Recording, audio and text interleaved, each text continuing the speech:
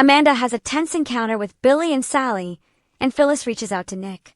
At the athletic club, Sally chats to Billy about their morning walk in the park and meditation as he stares at his phone. Working to get his attention, Sally wants to talk about her ideas for the Abbott Communications launch party. She thinks they should run with a theme, like Future Forward or Night of the Hollywood Stars. He says they all sound great, and she should do whichever she likes best. She assumes something is wrong. The Abbott claims he's been having a top-notch day. He touched grass with his toes and everything. Sally can see that Billy's wound up and assumes that what Nick said about him firing Phyllis got to him. Billy insists that Nick didn't get under his skin. She assumes he feels guilty because he has a big heart. Billy insists he's not second-guessing letting Phyllis go.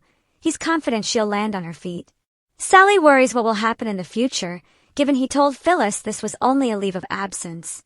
Billy only said that to soften the blow.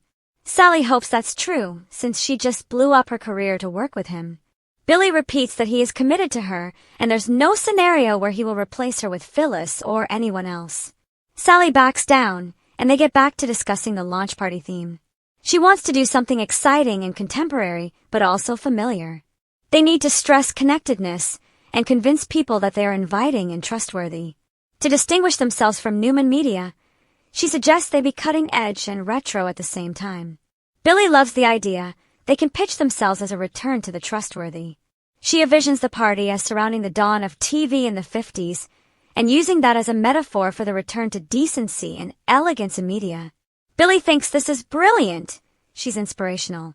He's sure she'll be a superstar. Taking Sally's hand, Billy tells her he no longer feels like eating breakfast. He suggests they go up to her suite and stop talking. They drop their napkins and walk. Amanda shuts down Phyllis's interest in Dumas.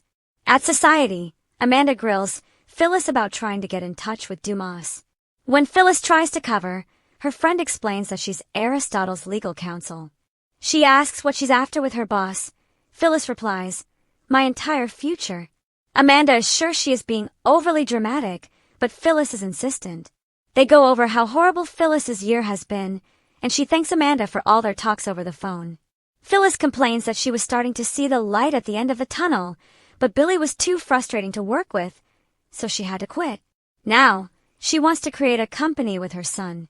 All she needs is someone with deep pockets who can respect her vision. She's sure Dumas could be such a person, and Amanda could talk him into it. "It's not going to happen," Amanda bluntly says. Her friend won't give up and begs for 15 minutes with her boss.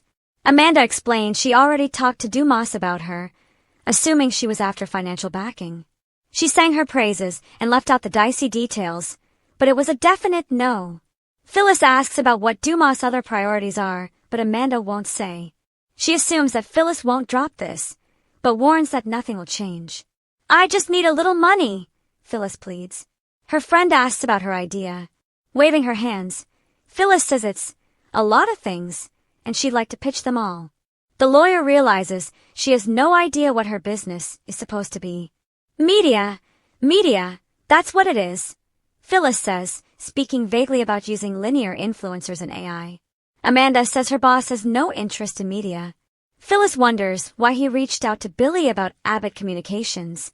She realizes Dumas must be interested in Chancellor.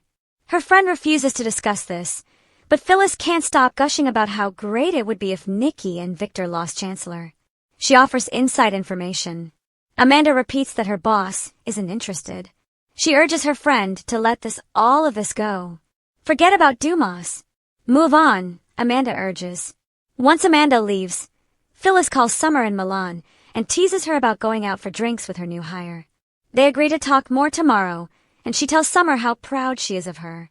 After she gets off the line, she thinks of calling Daniel but decides against it.